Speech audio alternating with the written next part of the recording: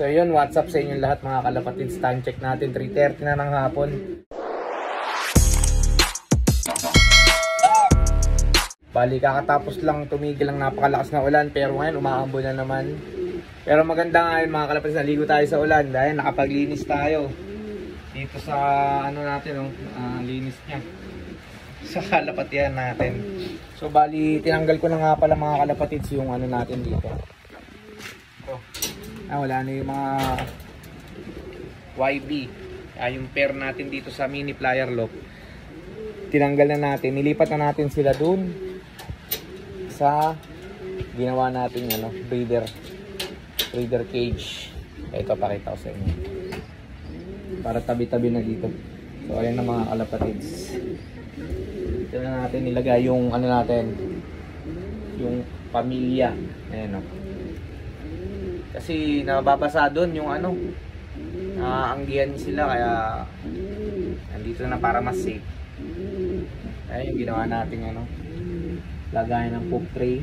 Goods naman, sakop na sakop niya naman, sakto yung nabili natin poop tray. So ayan, dyan naman na sila yan. So bali meron na tayong tatlong inakay mga kalapatids. Nasuksok na natin yung tatlong NDR ring natin NHPC, tapos yung dalawang Moto Derby. So bali tatlong inakay na lang ang kulang natin. So may itlog na tayo dito ng dalawa.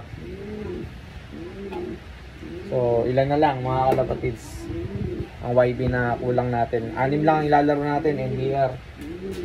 Yun lang capacity ng lock natin mga kalapatids. So ito, bahala na tong mga to. Pwede pa naman natin ilaro to. Itong mga to sa akin, tumapos na to ng training sa BBCM ng North. Hindi lang natin na ituloy ng derby. Pwede pa naman natin ilaro. Kahit ito, yung tatay na to naka BBCM. Yung checkered, yung tatay yan. Tapos din ang training.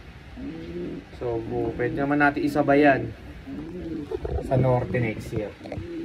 Hindi natin na So, yun lang mga kalapatids. Konting update dito sa kalapatihan ni Jay.